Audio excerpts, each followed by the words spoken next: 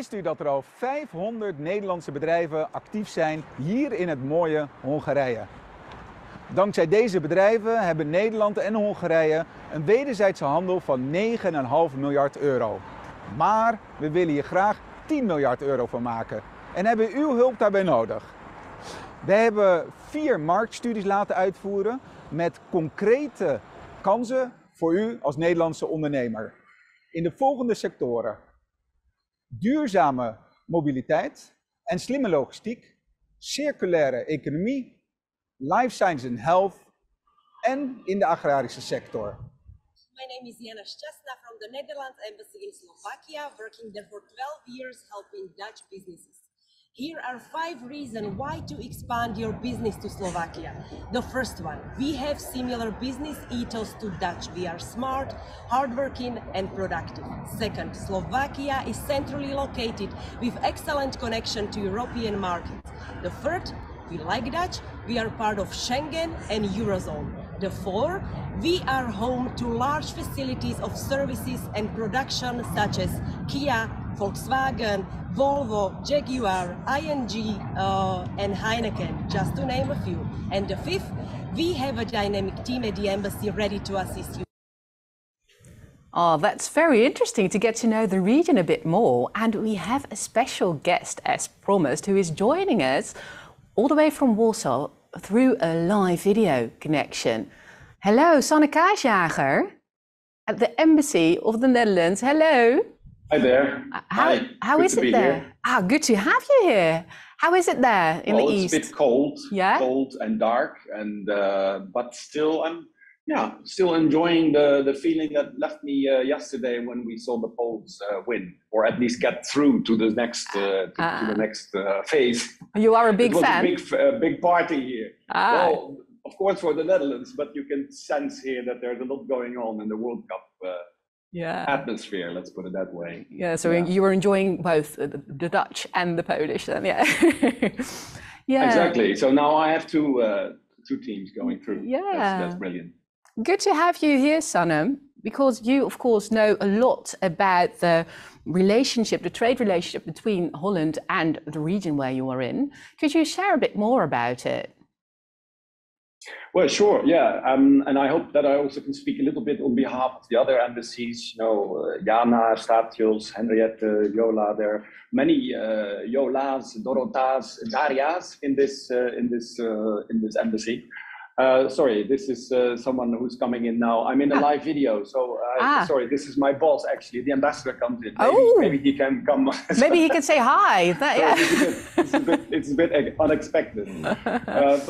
So no, that's it's just enormous dynamic and lively economic growth, let's say, going on here still, despite all the backlashes and all the consequences, obviously also of the war in Ukraine, inflation going up, etc. But all in all, it's just still a very good business environment to be in, you know. And if you look at the Central Europe region as a whole, and we have to be honest, Central Europe is really, really big. So we also have to count Turkey, Romania, and Croatia, etc. But I think today we will be focusing on the Visegrad countries. Yeah. And so you see an enormous growth going on. In 2021, for example, our export value for Poland increased by 30%. We can see that on your slide here, I think. Yeah, I tried to put it in context, but yes, please put it on screen. So it gives a bit of a context of what are we talking about.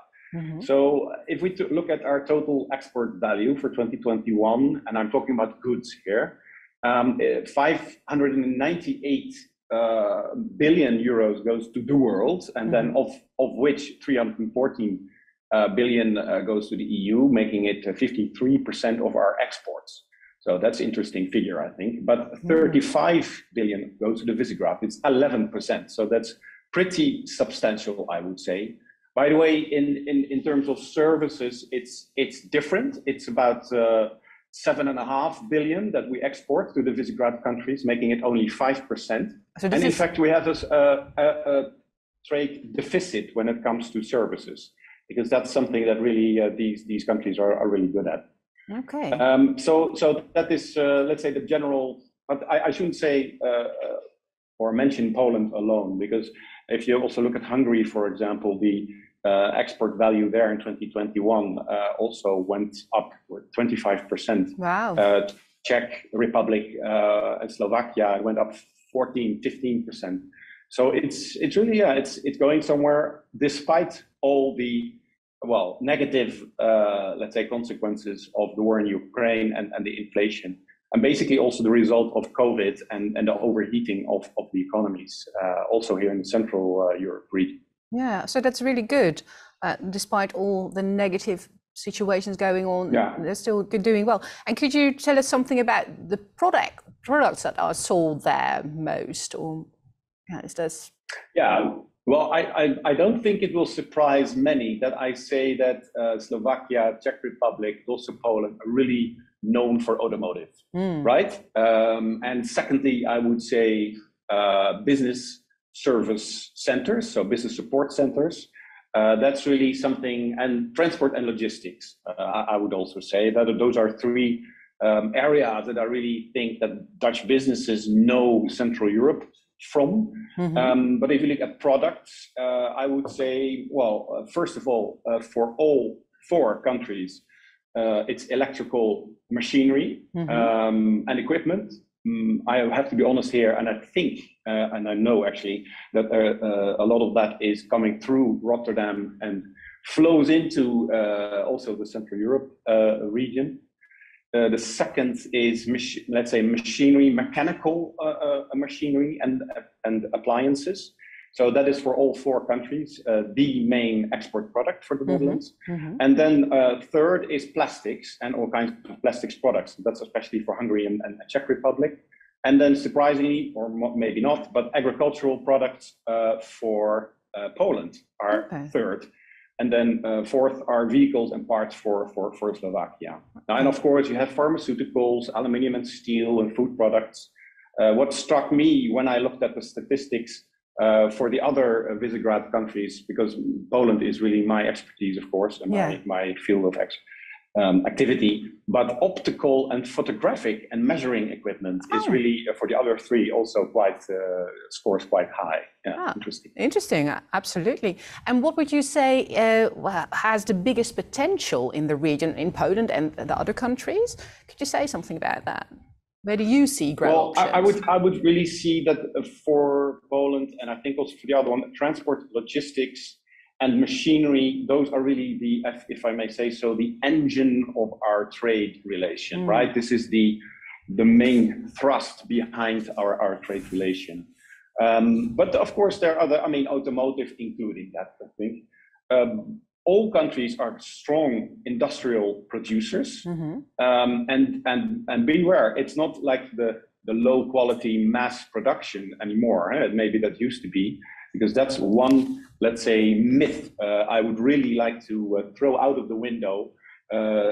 This region is no longer, let's say, the former East Bloc country, gray, industrial, simple products, etc. It's high tech.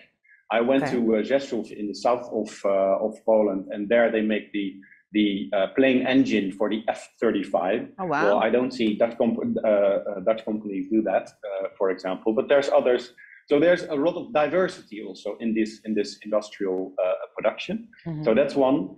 And then I already mentioned support service centers. It's a great location for, let's say, basing not only your industrial production, but also to have your back office for admin, IT, HR, legal, etc. So, and then of course it could go on, but renewable energies, we all think that Poland and also the others are lagging behind, let's say, the brown brother of Europe, but it's going fast now, especially for solar energy. It's just taking off completely. So solar panels, or what should I think of? Solar panels are, I mean, I think the relatively highest growth in all Europe is taking place in Poland at the moment. But it's also about offshore wind in Poland, but also in the other countries, also onshore wind. Everything that has to do with sustainable enterprise, I really noticed in the 3.5 years that I've been here now. I saw it sort of kicking in, or sort of a realization, eye opener, like, hey, sustainable enterprise is not only good for the environment, save the planet, etc. No, this is necessity. We have suffered from interrupted supply lines. We need to be more efficient with our raw materials. We need to be clever and independent. So let's say secure in a way. And the war in Ukraine really has underlined that in twice or thrice for the Central European countries, that we really need to invest in that economic autonomy, what they call in European Union or in Brussels, the open strategic autonomy. You mentioned the war in Ukraine several times, and of course, it's really close by in Poland. Aren't entrepreneurs scared to start their business there?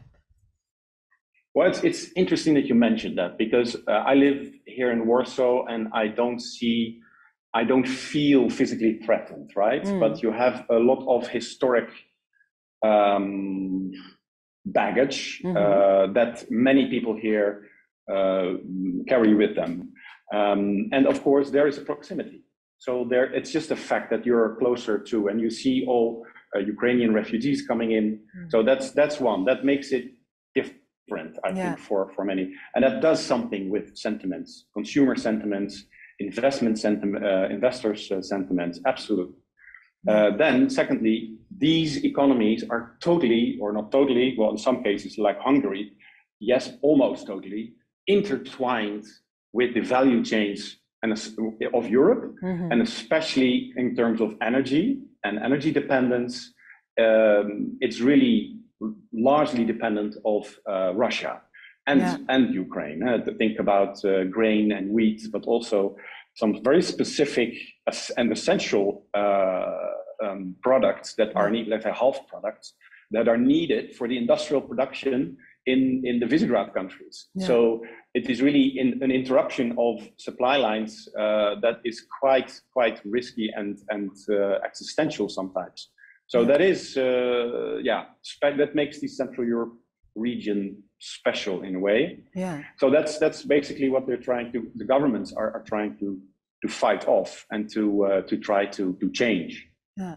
But you would still recommend entrepreneurs to go there, despite the inflation, despite the war going on. You would still encourage them to go there. Absolutely, because if you see the growth potential, I mean, I mentioned it already, but in my brief video trying to promote this event, Acodis had published a report that the Visegrad countries and Poland in particular have the highest potential for our exports. So that's, let's say, sort of an academic or researched truth in one way. And I can see it with my own eyes. Despite the slump, because technically speaking, yes, the Visegrad countries and Poland, for one, is entering technically in an economic recession. Q3 and Q4 have seen a shrink. So that means that technically, but if you see that what the governments are doing, what EU funding is also doing, it really ends up in the end under the line. It is still a growth perspective. So if you look at this year, it will still be for Poland and Czech Republic 1 to 2% growth. For Hungary and Slovakia, a little less than 1%. But next year for Poland, it will be, 2024, it will be 3%, and for Hungary and Slovakia, it will be 2%. And for this year, it looks even better. I was surprised to see, for example, that Poland still scores 4.5%, almost 5% growth. The others a little less. But even for 2023, the numbers I mentioned are still quite positive, and you see that across the board, especially in the high potential areas that I mentioned earlier. So you would say still lots of potential and good reasons to go there. And could you tell us a bit more about, well, the cultural differences between the Netherlands and the region? What should people, well, think about when they do want to take steps to start their businesses there? Yeah, well, let's first say that we're more like-minded than you think. Because if I can speak, I really only speak for the Polish, what I, let's say, have seen in the past years in Poland. And when I work with Polish entrepreneurs and government officials, for example, they're so dedicated, they're committed, their work ethos is really pretty high. They want to achieve, they want to move forward. There's an eagerness that's really an entrepreneurship that is really, really impressive. So that's one. We are quite direct in our communication, or at least going for our goals, very goal-oriented. Almost Dutch, then. But surely it's almost Dutch sometimes. Someone made a very interesting sort of comparison, and they said the Dutch are more like coconuts, and the Polish are more like peaches. Oh, so okay. Oh, sorry, the other way around. Oh, okay. So the Polish are pretty tough on the outside, but once you get in, you have this soft tissue and soft approach. Nice taste. Really sort of warm and welcome, nice taste, exactly. Although I really wouldn't recommend the Polish cuisine, but that's my personal opinion. And now I'm getting punished. After this meeting, I'm getting punished by my colleagues here. Oops, what did I say? Anyway, so that's one. And then the peaches are, let's say, the very jovial, spontaneous, outgoing Dutch. But when you go, deeper, they're somewhat more reserved. And they won't invite you for a dinner or for in family or for a wedding, etc. So that's interesting in how they differ from each other. And in other respects, I think generally speaking, I would say that the Polish would be more vertically oriented, or let's say sensitive for hierarchy, more legalistic. It's really true that everything needs to put down in a contract. A lot of court cases, which doesn't even mean that there's this really sort of escalated conflict, but it's just pretty normal to go to court and to have the judge decide for you. Whereas in the Netherlands, you would have blue eyes and a handshake, and you know each other a little bit, you trust. So that's basically it. Maybe it's the matter of the trust is a little higher, I think, in the entrepreneurial arena compared to Poland. Yeah. So this is only but you should really ask the other guests around the table because they have their experiences. I could go on for a while on the cultural differences. It's really interesting. It's thrilling to be here, and I really like Poland also as a holiday destination. By the way, keep that in mind. I know you've shown interest already when I talked to you about it when we prepared for this meeting. Definitely. Invite everyone to come here. Well, as you said, we have two entrepreneurs here who are already doing business in Central Europe. So let's ask them if they can recognize your story, Sanne. So, Willem and Jan-Willem, could I ask you to introduce yourselves and your companies, of course? Well, can I start with you, Willem, about Paperfoam? Yes. Paperfoam is a sustainable packaging company. We produce packages globally. Our headquarters is in the Netherlands, but we have production sites in the US, Holland, Malaysia, and also since 2 years in the Czech Republic. Oh, wow. Yeah. And it is one of the most sustainable packaging materials if we look at carbon footprint, recyclability, paper recyclability, and also compostable. Wow, that sounds good. Yeah. And of course, Jan-Willem, we have you here, and you are here from Desch. Correct. Yeah, could you tell us a bit more about yourself and your company? Yeah, we produce pots and trays for the horticulture. It's all made of recycled plastics. We've got locations in the Netherlands, UK, and coincidentally, since 2 years, we did an acquisition in Poland. So we have a factory in Poland too. Wow, that's nice. And I think we have a little video about one of your factories as well, right? So I think that people can see it who are watching. Yeah. And it's very interesting. Good to have you both here. Do you recognize anything that Sanne has told us? Could you agree with what he told about? Well, of course, you, Poland, yeah. Yeah, no, I mean, it was quite a shock for us. We were working on this acquisition for quite a while, and it was 2020 Corona, so we actually delayed the acquisition for a while, then managed to do it.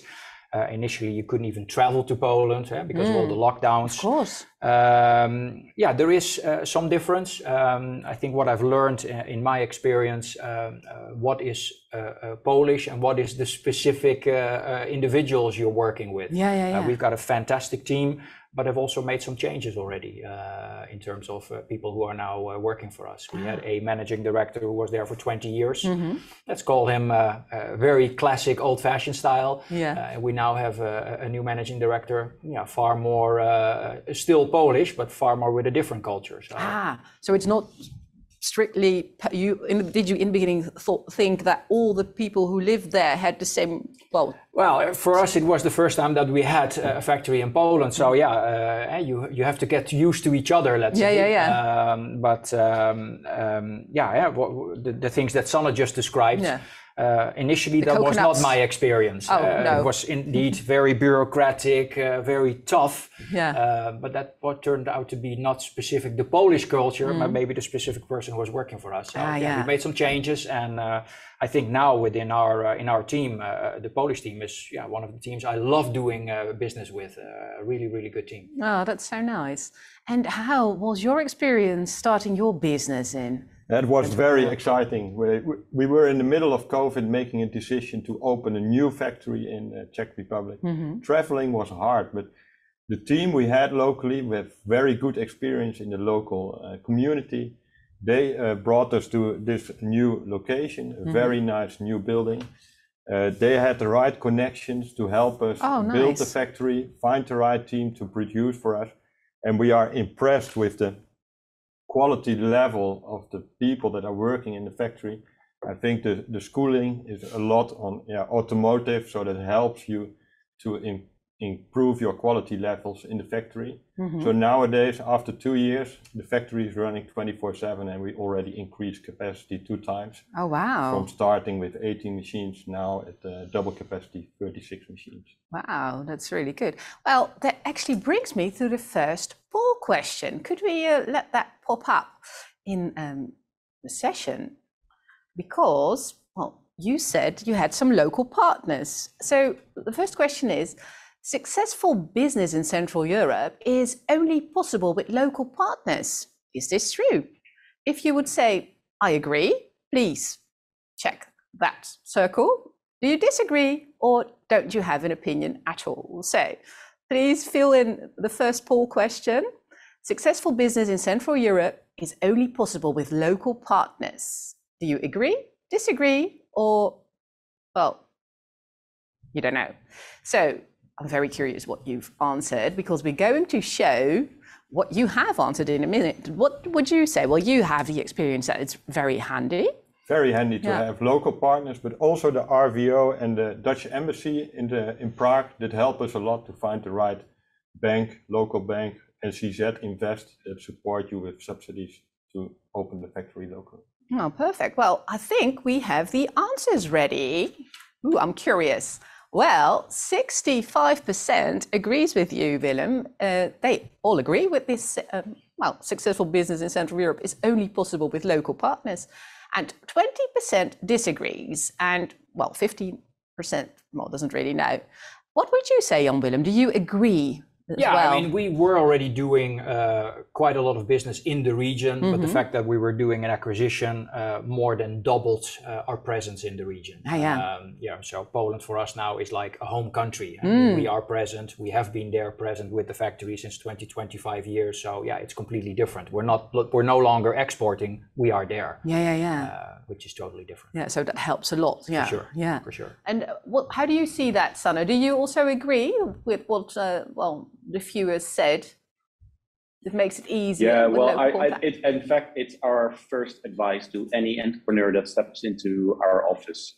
Make sure that you have your local representative, preferably present, but it's really, really important to know the local context, to speak the language.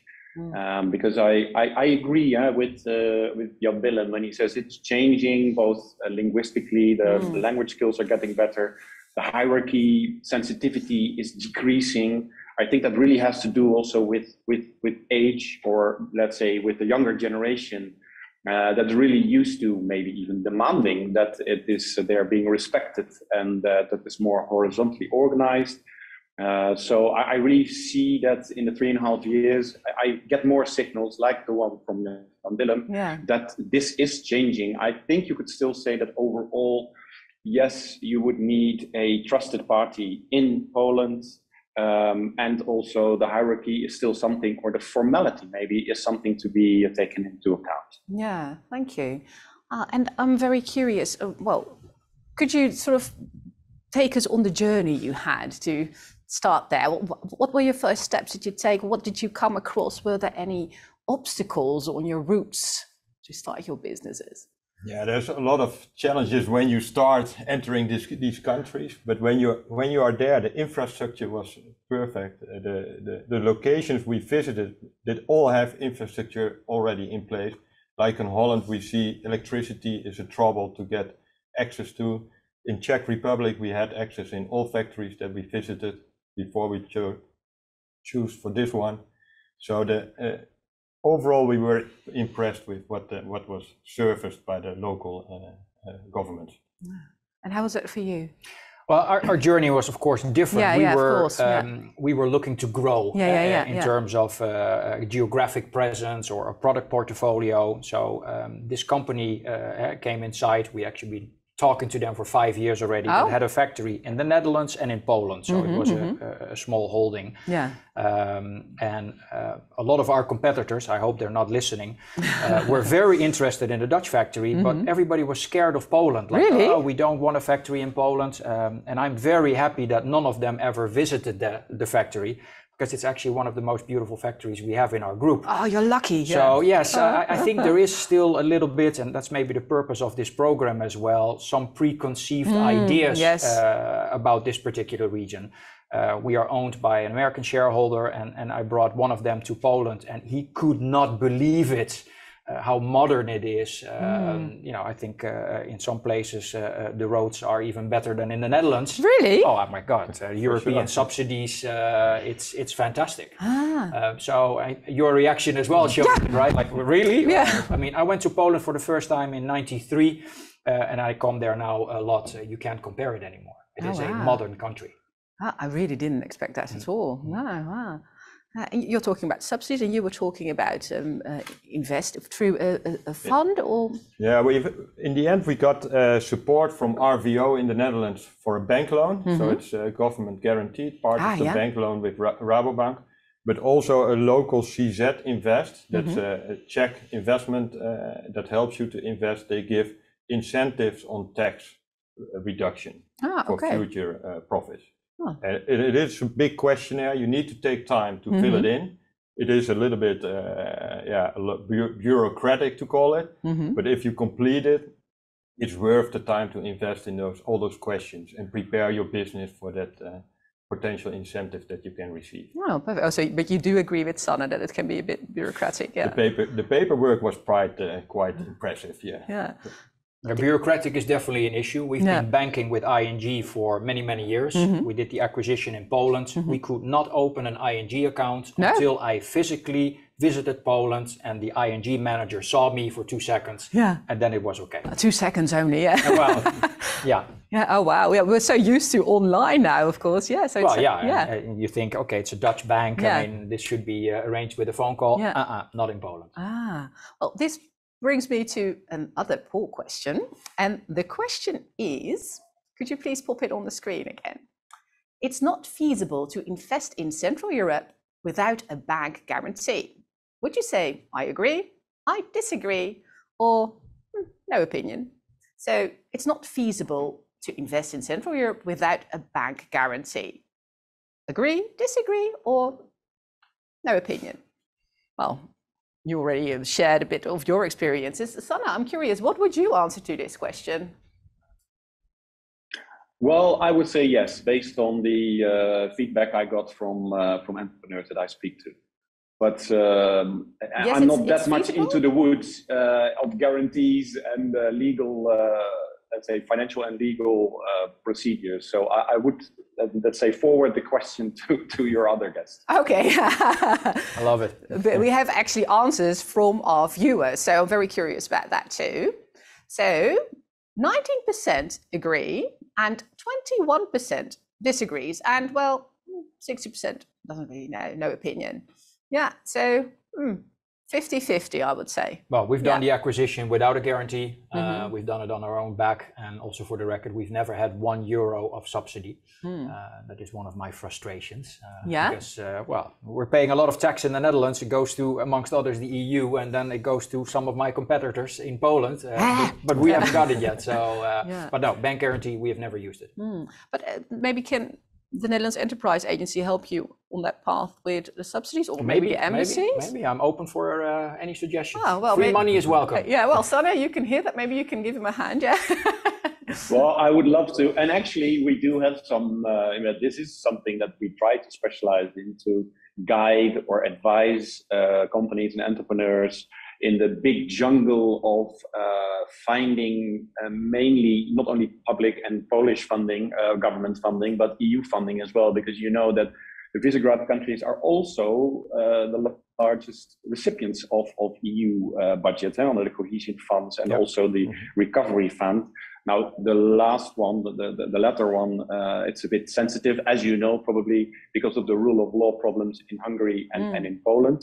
But hopefully that will also be moving. And still there is just a lot of EU funding available, which actually pushes the GDP growth quite substantially, maybe even, let's say, in Poland, for example, 1%, 1.5% of the 4% growth last year was boosted or was contributed by EU funding. So yeah, it's a good question, and we can help. Yeah, we would love to do some brainstorming on how to obtain that funding. Well, I see something going on there. I know where you are, Sanne. Yeah. I think it helps, but if I look back, in the end, the entity that we built there did make profit right from the start. So really? It's also about local management, have the right people on the floor that can run the business in a little hierarchy form, but it is definitely profitable to run your business in Czech Republic, Poland. Yeah. And can I add one more point? Yes, of course. Because I was just thinking, also thinking back of what the point, both gentlemen made actually also on having your local agent or your presence. I mean, this is also a reason if you want to tap into EU funding, then it really, really helps, because a lot of that is managed and even allocated on a decentralized level.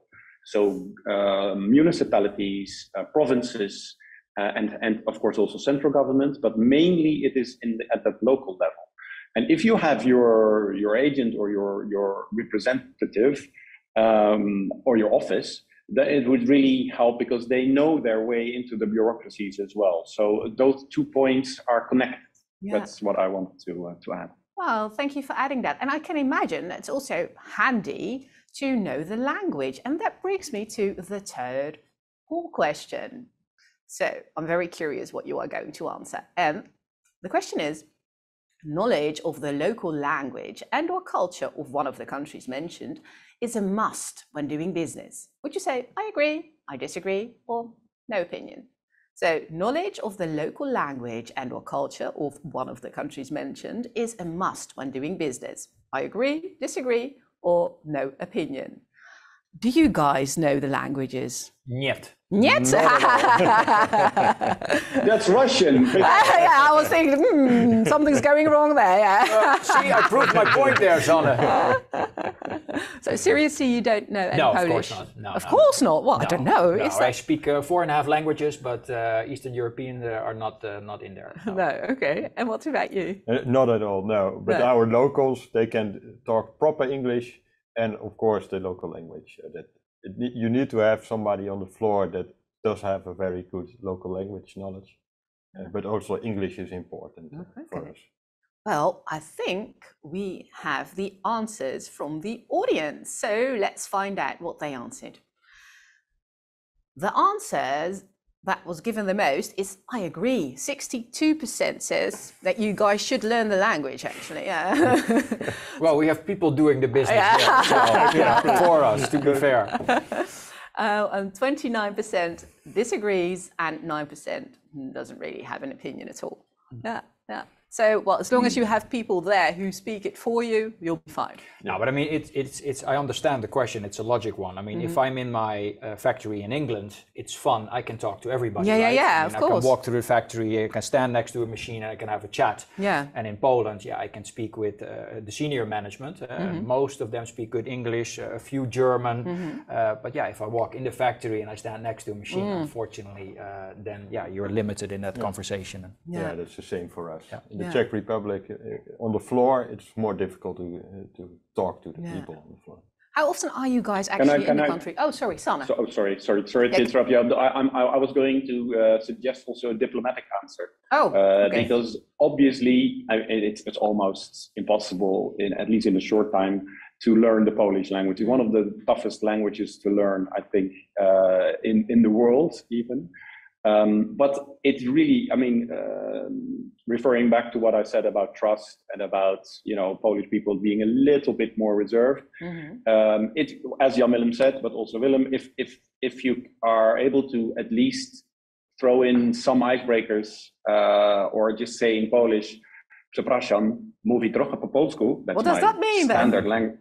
That's my standard line that I said, "I'm sorry, but I don't speak Polish very well." So, and then it's like, it's immediately the face starts shining and they appreciate it so much. So that would be my only suggestion here. Don't learn the language, but learn a few icebreakers. Do you guys agree with that? Well, I'll put myself on the training course with my local people. Yeah. Great. What I wanted to know, are you guys still there a lot in Czech Republic or in Poland? I always joke with my team. We have 6 factories. If you see me a lot, that means there are issues. So I think I've been to Poland this year 3 times.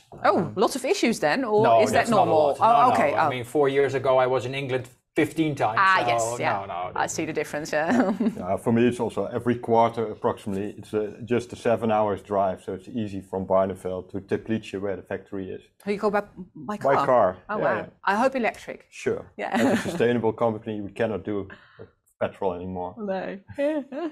Yeah, and could you, you said your company was profitable straight away, but were there, things that weren't as easy, or what would you give as tips to the people who want to start their company in the Czech Republic? Yeah, the point of hierarchy is still important. Yeah. Where I'm used in the Netherlands, where it's a very flat oriented organization, in the Czech Republic, they expect a little bit from the boss to stand up, to have a very clear direction, and that's a completely different approach than in the Netherlands, where it's more cooperative. Yeah. They still see you as the CEO, but they want to have their influence. In Czech Republic, it's much more hierarchy. You take the decision, and then we follow. Yeah. So it's harder work there, maybe for the CEO then. No, if the good management locally dares to ask you the question, I think that's the most important. That you get a relationship, that they also trigger you to ask questions and not only rely on the CEO at a corporate level. Call it that. Is it the same for you in Poland?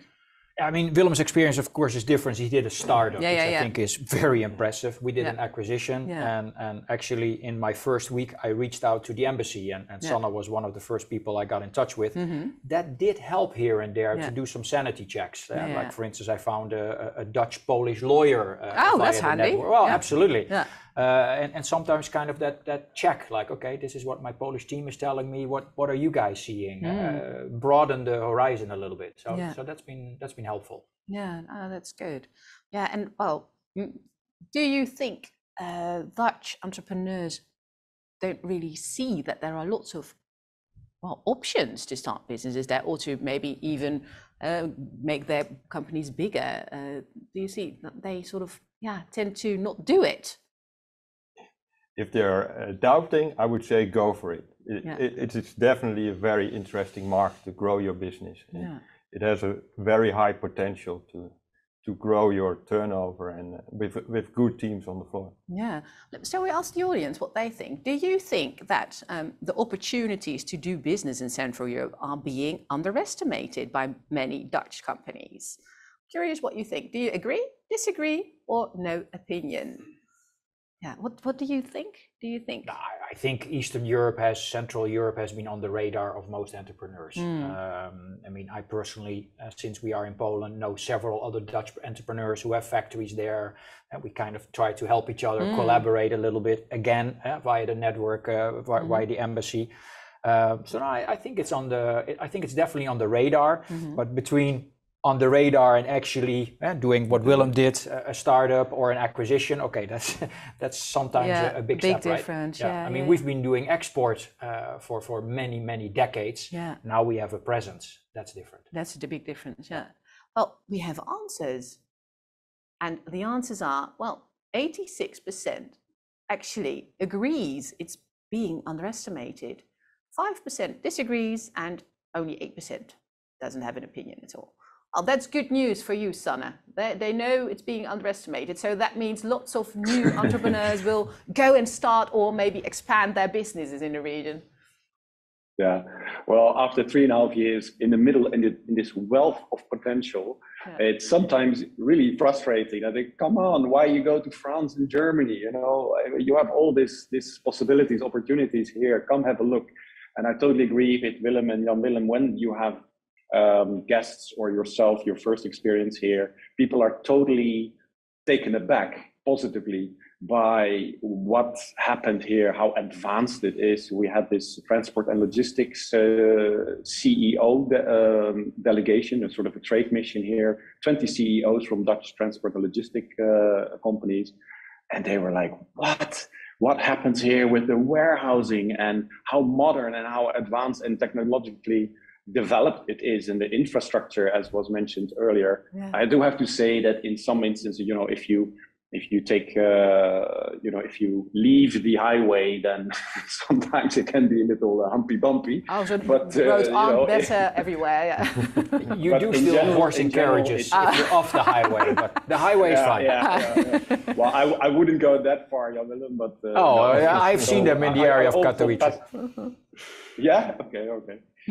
Yeah, so that is, I'm happy to see. Maybe it says something about the audience. Of course, there's already an interest in the Central Europe region, and I think it's basically also an assignment for all of us, or a challenge for all of us, to try to spread the word. Yeah, and that's what we're doing here now, right? Because can you tell us how booming your companies are? How is business going? Well, I mean, it depends when you were asking. If you were asking now, if you were asking last year, we were on fire. Things were going fantastic. Corona actually for our business was good because people were in lockdown, so there was a lot of gardening, etc. That's good, But Sanne mentioned Ukraine a few times. Due to the Ukraine crisis, gas and energy costs have skyrocketed. We sell to growers. Growers use gas to heat up the greenhouses. That has become a big issue. So we, unfortunately, in our sector at the moment see a fairly big drop in volume. That's a shame. We use a lot of electricity, which has become very, very costly. So it's challenging. Yeah, I can imagine. But the one factory that does the best out of all of them, coincidentally, is the one in Poland. That's good. Yes. Yeah, and I would say that the prices there are probably a lot cheaper than they are in Holland now, right? Oh, well, now you're really starting a frustration sorry. point. Yes. We were lucky in Poland that we had signed a contract with fixed prices for this year. So, okay, lucky. But for next year, the Polish government has already got a much better system than in the Netherlands. So we have a maximum electricity price, Oh, which is already that's guaranteed. great. In England, Liz Truss, who was in office for 40 days, also made an energy ceiling for 6 months. And don't get me starting on the Netherlands, because we are here in The Hague. Holland is doing nothing. Yeah, so you should move everything to Poland. If Or that's England. what the Netherlands wants, that might happen, that we will bring more production to Poland. Because, if it's becoming tougher and tougher to produce in the Netherlands, unfortunately. But the Netherlands embassy would be happy with that if you move a lot to Poland. So, well, that's good. Absolutely. Yeah. No, I think it's only it makes sense economically. You know, if you look where the costs are lowest and the profits highest. So or let's say the comparative advantages. And I hear what Jan Willem is saying. I think it's also, you have to look at the nature of the energy markets, which are still not harmonized in entire Europe. The fact that in Poland, they are just prepared with elections coming up in the fall of next year to go deep in their pockets with all the consequences, negative consequences on the budget deficit, which will really go high. And then, of course, they will expect Brussels, they hope that Brussels will pay for that or will contribute, will help. So there's a nuance to be, but I hear what Jan Willem is saying. It's a fact of, you're experiencing it, that for next year it looks better in Poland, energy-wise, than it does in the Netherlands. Yeah. Oh, he's listening to you. That's good. And Willem, how is your business doing? Of course, COVID years were challenging, but now you see a lot of people looking for sustainable alternatives to the single-use plastics. So we get a lot of new inquiries. If you look at the production, our facility in the Czech Republic has been utilized for like 95-100% for the last 6 months. So next year we're gonna increase capacity again. Wow. If we look on a global scale, Asia is still challenging because of lockdowns in China. And in the US, we see some on and offs on a lot of items that are a lot on stock in warehouses. So that is more challenging than Europe. Europe is ahead for us because sustainability is helping us to grow the business. No, that's good. Yeah. I got to jump in on that one. Okay. Recycled plastic can also be very sustainable. Yeah. So that's single-use plastic. Yeah. Recycling, it's a good thing. Exactly. Make closed circles. Make sure that the products are used in the right way. Plastics has its benefits. Use it for those benefits. Recycle it. But if it's single-use and you throw it away and don't recycle it, don't use plastics. No, of course not. Yeah. And are you the only company who has it to offer in the Czech Republic? Or? No, there are also alternatives, more in bagasse or pulp packaging, like air cartons. So there's alternatives of folded carton, but of course we are the only one doing paper foam in this case. Yeah. Injection molding with starch. And that's a specific technique, or? Specific technique that we developed in Barneveld, that IP protected to make sure that we can grow the business and are not copied that easy. So it sounds pretty unique to me. Yes, and now it's time to let the world know to start using more sustainable paper foam materials. Yeah, well, you're giving the message here, yeah. And well, I actually have another poll question for the audience. And the question is, what attracts you most in Central Europe to start or expand your business there? Would you say growth potential, skilled labor for relatively low costs, location and infrastructure, or the big domestic market? So one more time, what attracts you most in Central Europe to start or expand your business there? Would it be growth potential, skilled labor for relatively low costs, location and infrastructure, or big domestic market? What do you guys think they will choose? Well, I was missing an option, all of the above. Yeah, we don't have that. Yeah, because it's a little bit, if I look at those questions, it will be hard to select. We did the acquisition because of the local presence. We've more than doubled our sales now in the region because of the acquisition in Poland. Growth rates are good. So yeah, all of the above. Yeah. For me, the same. But we started, the first discussion was on low labor cost. Holland, pretty high labor cost. We were looking at Eastern Europe to open the location for the lower labor cost. But we are impressed of the quality and the skilled people we get in our factory in the Czech Republic. So you got even more than you wished for. Yeah, and logistics wise, it's just across the border in Germany. So the German logistics supply chain is easy to supply from Teplice in Czech Republic, or Switzerland or Austria. Yeah, that's great. Well, we have answers, I think. Let's go through them. Well, 69% answers growth potential. 44% skilled labor for relatively low cost, so the thing you were looking for in the beginning. Location and infrastructure, 18%, and 13% goes for big domestic markets. And unfortunately, we don't have the option all of the above, so sorry about that, guys. Yeah. So what can I jump in here? Because I was really interested to know. May I ask a question also to Jan Willem and to Willem? Because of course.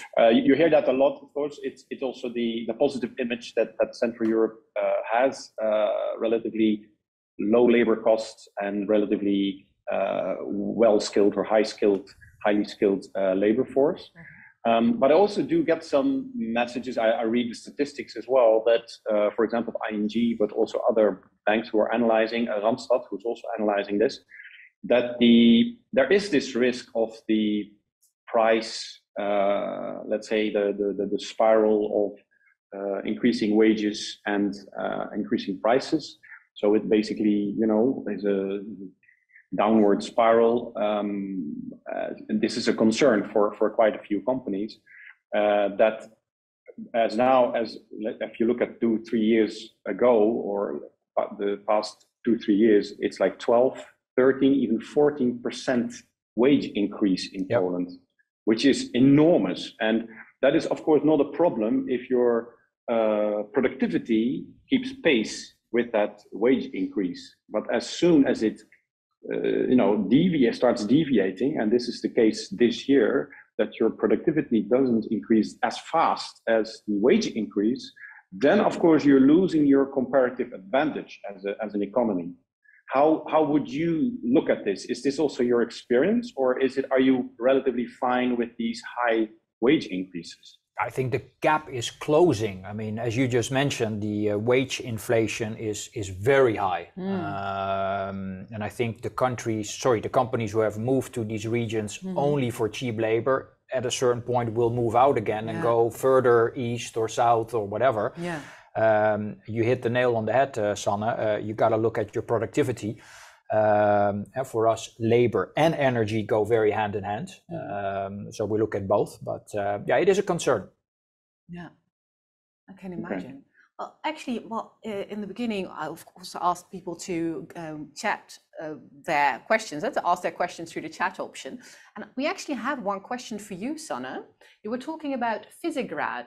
Could you explain a bit more about, where that comes from? What does it exactly mean, and where did it originate? Well, Visegrad is, for one, it's a particular location in Prague, because I visited this as a tourist. It's a castle. But I think it turns back into, let's say, the 4 countries, or the leadership of the 4 countries coming together at one particular spot in some point of history. But the details, I don't know of it, but it has become, and of course, in this time, it is known as, let's say, you could say, collaboration, exchange, coordination of a group of countries, so Hungary, Slovakia, Czech Republic, and Poland, that regularly meet at the highest political level also to seek convergence on particular topics, economic, politics, of course, and some other, to, let's say, not always with great results. Sometimes, yes, it has shown some cracks, because now Poland has taken a very fierce point of view position in terms of strong sanctions against Russia. Hungary, as you well know, probably sees that slightly differently. The ties with Russia are much stronger and different than with Poland. So, and then of course you had also Czech Republic fighting over the Turów mine, let's say, problem in the southwest of Poland. So there was this border dispute almost between the two, and it really was a crisis. So there are some cracks in that cooperation, but still they are like-minded. They, as we're discussing here, they have some, both economically but also politically, have some common interests. And they try to organize themselves like we also do with, for example, the Hanse Alliance or with the Benelux or, that kind of thing. Yeah, thank you for sharing that. Yeah, and do you guys notice a lot about the political situation then in the Czech Republic? Locally, not so much, no. We don't see a lot of changes in legislation for the company, so that we are not interrupted. The business is not interrupted by any of the local issues. Oh, that's good, yeah. I think it's what Sanne earlier mentioned when you asked about Ukraine and how is it now to be in Warsaw. Yeah. I mean, when I now say at home I'm going to Poland, my wife gets a little bit concerned. Yeah, of course, a couple of weeks ago, my CFO was flying, and it was just the day before the bombs hit in Poland. Yeah. So yeah, we still have this view from the Netherlands over there. But yeah, of course. My answer to the company and to my wife is, hey, we have 50 people working there. So if it's safe for them to work there and live there, I go visit as well. So. Yeah, but I can still imagine though, because emotionally, I'm even scared here in Holland. So imagine being in Poland. I mean, you absolutely notice nothing. It's what Sanne earlier said. It's business as usual. Yeah, of course, there is more refugees. And I remember flying to Poland, I think it was only a few weeks after the Ukraine started. Yeah. And it was the topic of the day, but life goes on as well. And I think we should support them. We should support the local economies to make sure we are strong and continue to invest and work. I think now pulling out would be the worst thing that we could do. Yeah. So that's good, but you need to be strong in your mind as well to do it. Yeah. Yeah, I got to tell my wife it's fine. Yeah, I'll be back. But you have come back. No, all the but time, so. I mean, I really have to also totally agree with Willem on this. It's perfectly safe to come to Poland, also economically safe to come or to invest. Last year, if you look at FDI, and that goes for not only for Poland but also for the other Visegrad Central Europe countries, we are in top 10 investor. So luckily there is still a lot of trust and confidence that this is a growth market with great potential, and I expect that to continue. So yeah, I would really demystify also that concern maybe that you're close to a war and that it's physically dangerous. Of course, yeah, there are sentiments, and you have to take good care of that. But I could even see from my personal observation that there's almost more dedication, more bonding, more let's say this autonomy that I mentioned. I even believe that in the mid to long term, this will lead to more economic independence and to autonomy, and to be able to, to really take care of ourselves. The shortening of value change. I always say that Poland, but also Slovakia and Czech Republic in particular, are little China of Europe. So it's an ideal location for destiny for relocating your production location, as Jan Willem and Willem have done. So, and they're the living proof of how successful that can be. And there's one thing I disagree with, Sanne. Oh, I've been to some fantastic restaurants in Poland. Fantastic food. Oh, you like the food? And really cheap. Oh, so, I mean, what more do we? Exactly. I wish I never said this. I'm gonna regret this. Yeah. I corrected now. But maybe you have to give him a tip what he should try in the restaurant. Maybe he's tried the wrong dishes. Come to Katowice, Sanne. An invitation. That invitation I accept gladly. Hey, your boss, the ambassador, has already been to our factory, so you're next. I know. Thanks for the invitation. We actually have a question from the audience, and they are curious. Well, you chose Poland and you chose the Czech Republic. Did you ever think about other countries to either make your company bigger or start from the beginning? Yeah, we looked at Hungary, Poland, and Czech Republic. That was the short list where we want to start. And then, because we had a good connection in the Czech Republic via a plastic injection molding factory, we decided to go to the Czech Republic because the bureaucracy seems to be a little bit less than in Hungary and in Poland. But the main reason for that was having the right connection locally, and that was placed in the Czech Republic. So you didn't even really try the other countries? We did visit Poland as well. Yeah. 2 locations, but in the end we decided to go to Teplice. Okay. What about you? Yeah, ours was different. We were looking at how can we grow via acquisitions, and this was a mini group of companies, Holland and Poland. So we ended up in Poland. It could have been one of the other countries. So it wasn't a specific choice to go to Poland. No. Okay, it's just the circumstances. Exactly. Yeah. Oh, okay, good to know. Yeah. Well, shall we go to another poll question? Because another question we have is, how big is the chance that you will do business in Central Europe? I think Sanne would be very curious about that too. Would you say, I already do business in Central Europe, I already have a location in Central Europe, or big, the first steps have been taken, or I'm here to explore possibilities? So please answer the poll question. How big is the chance that you will do business in Central Europe? I already do business in Central Europe, I already have a location in Central Europe. Big, the first steps have been taken, or I'm here to explore possibilities.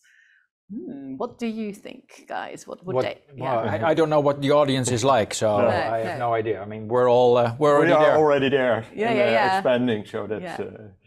What do you expect, Sanne? What would be the answer most people would give?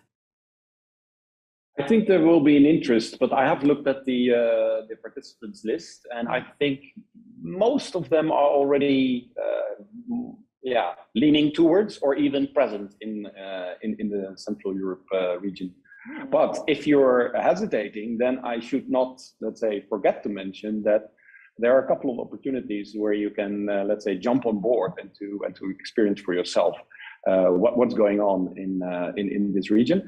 First one I should mention is the state visit of His Majesty the King and Her Majesty the Queen to Slovakia from 7th to 9th of March. And the topic of that, the main topic, will be circular economy. So I'm really thrilled that the royal couple has chosen this region. So that's great. We're also considering our DG, or as she's abroad, can be called the Vice Minister for Foreign Trade, Hanneke Schuiling, will come to Poland, and we will organize a bilateral business forum on urban mobility, and this will be in April in Warsaw. So I would really, we can talk about it in the breakout session, but I want to hear the entire audience tell the entire audience about this. But also, I mean, a webinar on life science and health in Hungary, for example, already in January. So there's plenty of activities that our embassies are organizing for you. So don't be shy, just come along. It's not that far, and it will be great. It will be great. It will be, you can see the potential with your own eyes. Yeah, so it's not over after this session today. There are lots more opportunities to take in information and get to know the region. Yeah. Well, we have the answers from the viewers, so let's have a look. Well, which one do you think is answered most? I have a little quiz here. I think seeing big opportunities would be the most, I think. Yeah, opportunity. Otherwise you wouldn't sign into this webinar, I think. Oh, maybe the answers will surprise you. Well, the first was I already do business in Central Europe. It's 41%. So lots of entrepreneurs are maybe looking to expand in the region or get some more tips. And 21% even already has a location. And 9%, big, the first steps have been taken.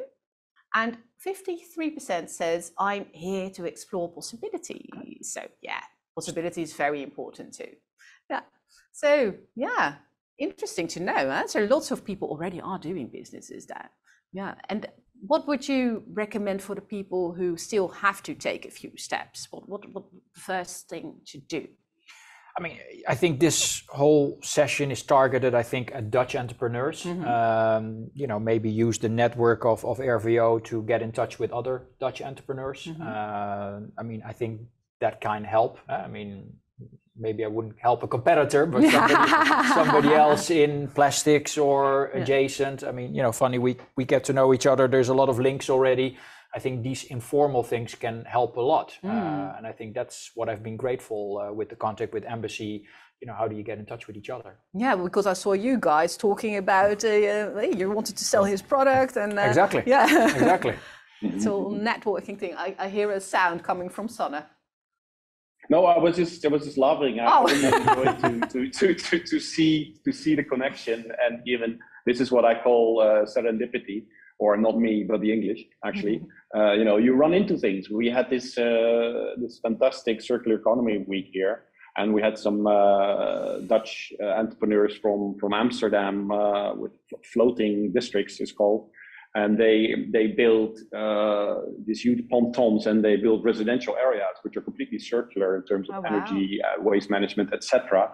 But they came here in Poland and they met Norwegian, Swedish, Czech, and other entrepreneurs. And so the goal was, of course, to get their business running in Poland. But in the end, it turns out that they are going to Norway and Sweden and Czech Republic to try to sell their product, which is fine. So this is what I mean. Sometimes you don't have the intention, and then you run into something like that's. I just love that in my job. That's what I wanted to say. Yeah, it makes you happy that they're cooperating. Yeah. We actually have not a. Oh, sorry. What did you say? Visit, of course. If you are still didn't visit it, go to the countries. Talk to the people, find new connections that can help you do your business locally and help you start up your business, because that's the way how you develop and grow it. Did you visit lots of times before you actually took the step? Went there several times to decide. We also with looking at locations. One was a very cheap one, very nice looking, plenty of electricity, but next to it there was a coal electricity plant. So for us as an environmental company, we couldn't go in that facility. But visiting helps you the best to develop your ideas and to take the right decision in which location you want to be. And I see you nodding. Yeah, I fully agree. I mean, you don't make these business cases based on Excel spreadsheets. No, they're useful as well, but it's what do you see in the field? In this case, for us, was an acquisition. What do you see there? State of the machinery, the people, and then ultimately you make a decision. Yeah. Well, actually, that's good that you mentioned the people, because I just got a question from the audience, and they said, they asked, is it easy to find skilled personnel, on the floor, but also management personnel? I mean, I find Poland at the moment almost as tough as the Netherlands. Really? Yeah. It's Sanne mentioned inflation, so salary expectations have gone sky high. We're lucky that the people we have, they're loyal, so we don't have people leaving us hardly, thankfully. Yeah. So they're happy where they are, but we had a couple of specific vacancies that it's been a challenge to find people because it's so booming. New industries, new industry zones. So, And you noticed it with specific personnel. I mean, even we had a vacancy for customer support. It took months. Oh, wow. Yeah. So, yeah. And how is that for you? In Czech Republic, we can still manage it pretty well. It's a lot of automotive industry is there, and you see that there are some technical people also looking around, so we can still easily fulfill the jobs that we have. But that was also one of the reasons why we are in Teplice, because Brno is much more active. So I think if we would be in Brno, it would be much more challenging to fulfill all the jobs we have. But in Teplice area, there was unemployment rate was a little bit higher than in that Brno area. Did you also keep that in mind while looking for your location? Yes, that was also one of the reasons to choose for the Teplice region. It was advice of one of our consultants. Helped us. Yeah, that's really smart. I really think it depends on the branch and on of course the labor required and on the region. So the locality where you are, because I travel around a lot in Poland, of course, and it's really striking the difference. So sometimes you're here in Łódź, for example, which more in the west of the country, west of Warsaw. So no, we don't really have a problem. And then you go to the south, Jan Willem, Katowice, and let's say that area, they have just huge problems in certain areas. But largely speaking, it's not alarm phase 5. So it is really a comparative advantage depending on where you go and what skill you require. But I think that would be the general conclusion, at least from my personal observation in Poland. Okay, thank you for sharing.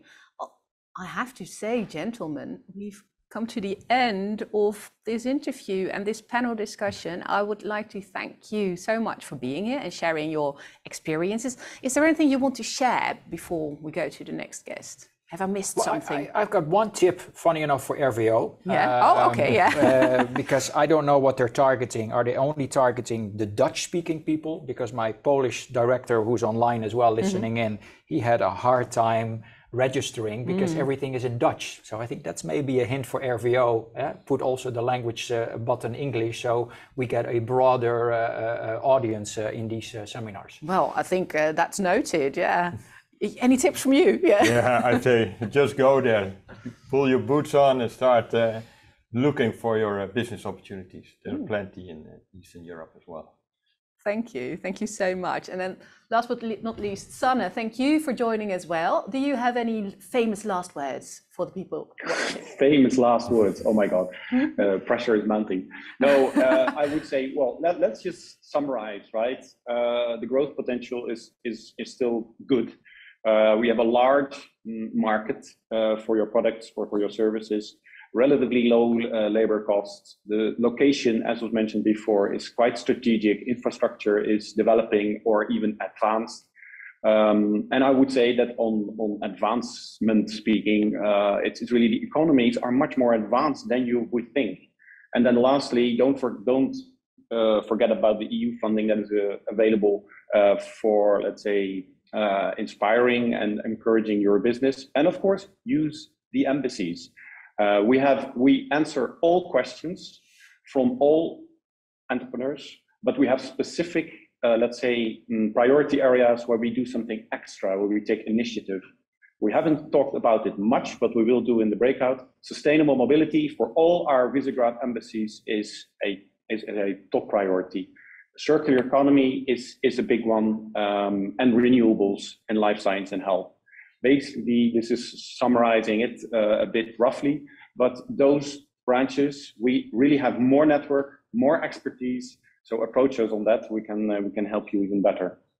Oh, thank you so much. So we'll send all the entrepreneurs to you to grab a cup of tea at the embassy then to have a chat.